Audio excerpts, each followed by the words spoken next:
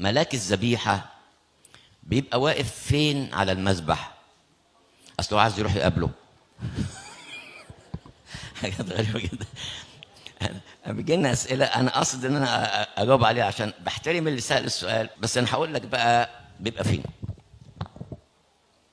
واحنا اطفال في ابتدائي كده، فكنا بنصلي مع ابونا في بلدنا حصه ميلاد منوفيه، كان اسمه ابونا سرومون حنا، وكان اب قديس بصراحه يعني، وابنه كاهن دلوقتي في طنطا اسمه ابونا بولس. المهم ده كان عمي. المهم فكنا واقفين على المذبح اهو، واحنا اطفال صغيرين يا دوبك راسنا عينينا جايبه المذبح، فراكنين ايدينا على المذبح. فبعد التحول، بعد ما القربانه اتحولت لجسد المسيح وفي الكاس اتحول لدم المسيح، لما بيجي ملاك الذبيحه طبعا ده جسد المسيح ودمه، ابونا هو بيصلي بعد التحول، احنا راكنين ايدينا على المذبح، وهو بيصلي ما استناش لما يخلص القطعه اللي بيصليها، راح مشوح فينا كده بايده كده كده كده، نبعد عن المذبح.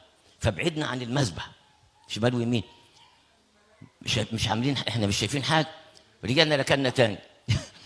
فبعد ما خلص القطعه بقول لها راح شخط فينا، والمعلم بيرد راح شخط فينا، ابعد ابعد، بشخط كده وزعل.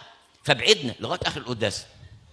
بعد القداس ما خلص صرف الناس ورش الناس بالبركه، تعالى يا ابني انت وهو في الهيكل. رحنا، ايوه يا ابونا، انتوا عارفين شخطت فيكم ليه؟ قلنا يا ابونا ما عملناش حاجه يا ابونا، احنا راكنين ايدينا على المذبح وما عملناش اي حاجه، بصك شخطت فينا مرتين. راح شخط فينا ثالث، يعني ما انت شايف انت وهو؟ يبقى ملاك الذبيحه محوط المذبح بجنيحته كده، وانتوا حاطين ايديكم على جنيحه الملاك.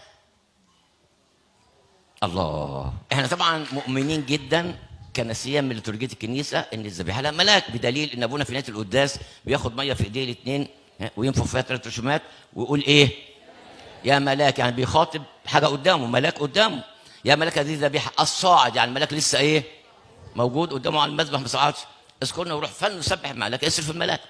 طب ده ايماننا، بس الاختبار ده رسخ هذا الكلام في قلبي جدا، لدرجه ان انا في مره كنت بصلي، هي مرات كتيره بس هقول لكم دي، كنت بصلي في مجلس مصر الجديده قداس، كانوا داعيين يعني، فناولت الرجاله في امان الله وناول الستات، طبعا ممكن تحمر مفيش نقشه خالص ساده واخر نظافه. جت عند واحده بنت بناولها الجسد، هي كانت اتيكيت شويه كده ولا ايه مش عارف بيقولوا عليها ايه، فعملت فتحه بقها، راحت قافلاه، الجوهره وقعت على الارض قدامنا كلنا. البنت نفسها راحت نازله على الارض بسرعه عشان تاخد الجوهره بايدها.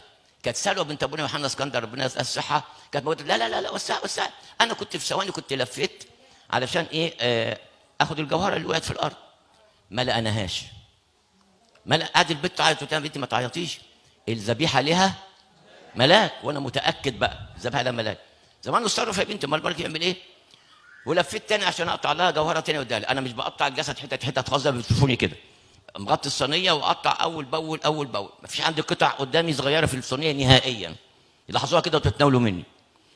فانا جيت بقى رجعت تاني وقلت ملاك رشمت الصليب على الهواء 3 مرات، يا ملاك الذبيحه اتصرف. لفيت عشان اقطع لها جوهره تانيه، امام الله لقيت الجوهره قدامي على الصينيه في الاول. كنيستنا الارثوذكسيه كنيسه حيه، كنيسه حيه، كنيسه عمليه، كنيسه واقعيه، كنيسه ايمانها معاش، مش ايمان كلام، مش ايمان فلسفي، مش ايمان عقلي بس، ايمان معاش مختبر يا احبائي، هو ده الايمان الصحيح المفروض نتمسك بيه. فادي ملاك الذبيحه. ممكن تقول لي علشان اشوفه في القداس الالهي؟ اديني قلت، وانت متاكد انك هتشوفه يعني حسب ما ربنا بيسمح، يعني بيسمح لبعض الناس يشوفوه فعلا، بيسمح لبعض الاباء بيشوفوه فعلا يعني فعلا. طيب هل ملاك الذبيحه له اسم زي الملاك ميخائيل؟ اسمه ملاك الذبيحه، عايز اسم ايه اكتر من كده يعني؟ حاجات غريبه جدا. يا اولاد عيشوا ببساطه الايمان يا اولاد، يعني انت لما تطلبوا قول يا ملاك الذبيحه. وناس كتير اختبروا جدا ملاك الذبيحه وقالوا لنا وبعتوا لنا هنا في الاجتماع وقلنا. وفي كنيسه من الكنائس لما سمعت مني العظه عن ملاك الذبيحه عملوا الكورال بتاع الكنيسه سموه كورال ملاك الذبيحه، وعملوا شريط ترانيم على كده وبعتوا لي نسخه منه هديه. فالناس بتختبر يا ملاك الذبيحه يخلص الموضوع. وانا قلت لكم اختبارات كتير عن ملاك الذبيحه، ناس اختبروها وقلتها لكم. مش عارف، واحد من كنيسه العذراء عياب بيها على فكره، انا بذكر وقائع. الراجل ده في يوم من الايام ساب البيت وساب مراته والعيال عن 3 اطفال وراح بيت ابوه.